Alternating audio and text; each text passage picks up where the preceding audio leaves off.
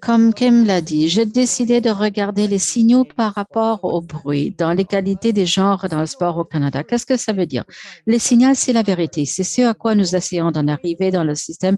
Et le bruit, c'est ce qui constitue une distraction. Qu'est-ce qui nous empêche d'en arriver aux véritables données et les bonnes informations?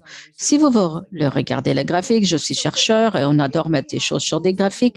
Voilà, s'il y a faible signal, faible bruit, ça c'est un mystère. Et c'est là peut-être où on a commencé avec l'égalité des genres dans le sport canadien. Ensuite, il y a beaucoup de bruit, il y a obscurité, et c'est ensuite, il y a bruit et signaux, nous sommes distraits. Ce que nous visons, c'est faible bruit, beaucoup de signal, on en est arrivé à cet objectif de clarté pour ce qui est des données de notre système. Commençons. Donc, un signal élevé, donc de bonnes données qui nous proviennent de Statistique Canada. C'est ce que nous parlons lorsque nous parlons de la population canadienne.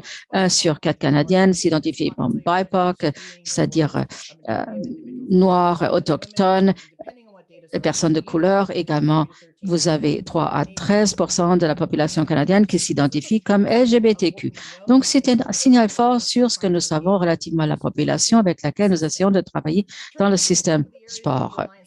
Donc, également, ce qu'étudie l'Alliance dans le cadre de notre recherche qui est bruit, c'est les médias. Et moi, je consacre beaucoup de temps à ça. Qu'est-ce que nous savons sur les médias en matière de sport canadien pour les femmes? Tout d'abord, nous savons que les gens veulent regarder les sports canadiens.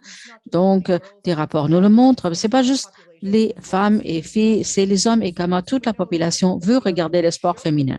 Nous le savons. Nous, lorsque nous le diffusons, tel que le Final US Open, les nombres sont records. Cette année, il y a eu des grands chiffres aux États-Unis. 1,1 million de Canadiens sur TSN qui regardaient plus qu'on regardait le CFL et les Toronto Blue Jays.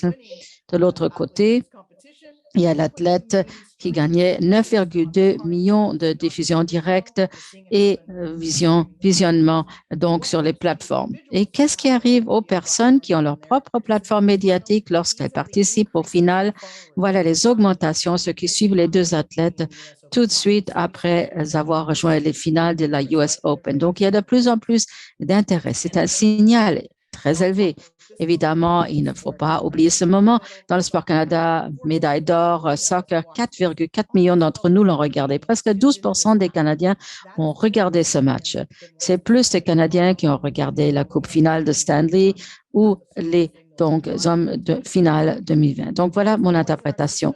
Mais où se trouve le bruit dans le système? Ça, c'est une recherche longitudinale que je fais avec le docteur J.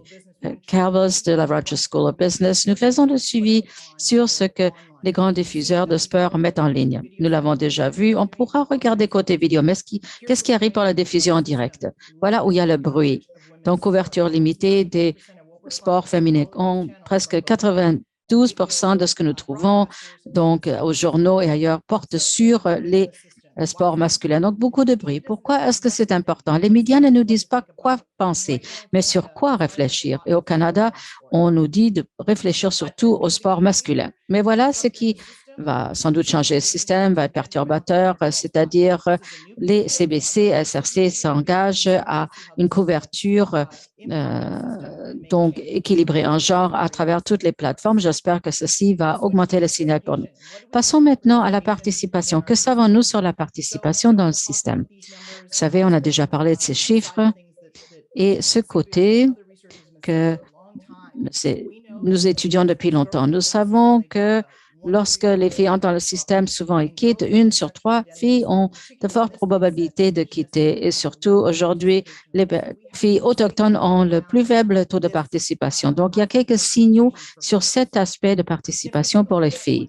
Regardons maintenant ce qui a été rendu possible partout pour les femmes en matière d'opportunités. Regardons ce qui se passe avec le grand événement. Depuis des années, on a commencé avec aucune possibilité pour les filles dans les Olympiques. On a reculé, on a avancé. Cette année, on a une participation égale et de belles occasions pour les femmes de remporter des médailles pour les Jeux olympiques. Et alors, c'est quoi le résultat pour le Canada? Donc, pour les Jeux olympiques et paralympiques, on a envoyé des équipes, surtout femmes, 60 et 55%. Nous avons remporté beaucoup de médailles pour notre pays qui a remporté les médailles, 75% dans les Jeux olympiques et 66% gagnés par les athlètes féminines. Lorsqu'il y a des opportunités, nous restons dans le système et il y a un rendement très élevé grâce à ces athlètes. Peu de signaux également sur les femmes et filles qui quittent le système. On a des idées pourquoi elles participent à l'extérieur du système, mais on ne fait pas d'études, on ne fait pas suivi des données. Nous ne savons pas quoi faire pour changer le système, pour les ramener. Plus de recherche, plus de données s'imposent donc pour augmenter le signal. Très fort signal ce rapport COVID Alert. Une fille sur quatre ont déjà quitté. Ceux qui restent dans le sport, donc un sur quatre ne voulait pas revenir après la COVID. Encore une fois, c'est comme si on prenait chaque fille dans la province d'Alberta qui quitte le sport demain. C'est un chiffre important, ça devrait nous préoccuper car nous utilisons le signal pour créer un meilleur système au retour. Pensons au leadership. Nous, à l'Alliance, nous y consacrons beaucoup de temps. Que savons-nous sur le leadership en sport au Canada? Parlons de cette étude. 22 000 personnes, 11 pays, le Canada est le plus à l'aise pour ce qui est des dirigeantes femmes en leadership en entreprise. C'est extraordinaire. Qu'est-ce que ça veut dire pour le système de bons signaux qu'on a reçu dans les Jeux? 47% des coachs des Paralympiques étaient femmes, moins d'entraîneuses pour les Jeux olympiques, 17% seulement. Que savons-nous lorsque nous regardons donc le système de sport collégial et universitaire? Surtout les entraîneurs sont des hommes. Il n'y a pas de femmes qui arrivent à la majorité jusqu'à ce qu'on arrive aux entraîneurs adjointes sur les femmes sport. Et le Dr. Janelle Joseph a émis un rapport de l'Université de Toronto, vient d'émettre un rapport en regardant les sports en Ontario. Ici, vraiment, c'est également non seulement dominé par les hommes, mais par des hommes blancs. Et pourquoi est-ce que ça nous importe? Parce que dans notre recherche, nous prenons de grands ensembles de données, 20 ans, donc du basketball, etc. Nous avons pu regarder la performance, c'est-à-dire les gains d'une équipe par rapport au genre de l'entraîneur. Donc, le genre n'importe pas, les hommes ne produisent pas plus de gains que les femmes. On a des données sur le salaire. J'avais hésité de les insérer. Nous savons que les hommes étaient surpayés lorsqu'ils étaient entraînés comme coach. Regardons maintenant le tableau, donc à travers les associations. On a de bons chiffres. On a 40% ici des membres du conseil. Pas de changement au niveau du leadership, au niveau du conseil, mais ça fait un bout de temps que nous suivons ces données. Pourquoi est-ce que ça compte? Ne vous attendez pas à avoir de grands changements, à moins qu'il y ait 30% de changements, c'est-à-dire 30% de votre conseil, votre équipe, votre organisation. C'est pas juste les femmes, c'est toutes sortes de personnes. Il faut augmenter les diversités et obtenir plus de 30% pour qu'il y ait changement. Voilà quelques données qui vont vous convaincre pourquoi. C'est le Dr. Jaren Croonan qui a regardé les NSO au Canada. Donc, trois groupes. Tout d'abord, peu de femmes sur les conseils, moyen 45% environ, jusqu'à un chiffre élevé. Et qu'en est-il de la performance des organisations? Voilà, si vous écoutez, vous vous demandez si vous devriez mettre des femmes sur votre conseil. Si vous avez l'équité des genres à votre conseil, vous avez un rendement financier plus élevé, meilleure performance pour l'établissement de l'organisation. Donc, c'est une question financière et c'est pour ça qu'il faut avoir des femmes qui siègent au conseil. Et un signal également qui nous a été envoyé par le Leadership Snapshot. Donc, on avait la cible de 24. On sait que l'impact de l'arrestation était pire sur les femmes. Et ceci, donc, remet cet objectif d'encore de 13 ans. Donc, c'est un signal fort qu'il faut mettre dans le système pour équilibrer. Regardons maintenant la représentation du personnel, 42%. Donc, il y a beaucoup de femmes qui entrent dans le système, mais on n'a pas encore tenu compte de l'impact complet de la COVID. Donc, restez à l'affût pour l'aperçu qui sera publié bientôt. On aura une meilleure idée du signal. Mais regardons d'autres paliers. Ça, c'est les directeurs athlétiques dans les institutions postsecondaires, encore dominées par des hommes. Et encore une fois, ça rejoint la recherche par le docteur Joseph. C'est surtout des hommes blancs ici. Pour la première fois cette année, nous avons posé la question suivante. Pourriez-vous nous donner des données sur vos organisations au-delà du genre, peut-être des informations sur l'identité des gens? Connaissez-vous des individus qui s'y auto-identifient? Seulement 30% de notre échantillon peuvent le faire. Peu de chiffres, donc peu de signal. Il faut de meilleures données pour avoir une meilleure idée. Ensuite, il faut réduire le bruit pour savoir comment faire adhérer plus de personnes dans nos organisations. Pourquoi est-ce que c'est important? La recherche nous montre que la diversité augmente la rentabilité et la performance aux équipes. Plus vous avez de diversité aux équipes, mieux vous allez performer comme équipe. Et je m'arrête là un petit instant. Pourquoi faisons-nous ça? Parce qu'on le fait pour les filles, femmes, les générations d'avenir. Nous connaissons quels sont les bienfaits du sport. Nous avons tous participé. Donc, assurons-nous que les sports restent accessibles pour les filles et gardons-les dans les sports pour qu'elles puissent en tirer un avantage complet. Merci beaucoup de votre écoute. C'était formidable, Anne. Et justement, ce dernier cliché, je crois, résume toute la situation. C'est exactement ça. Pour soi que nous recueillons l'information.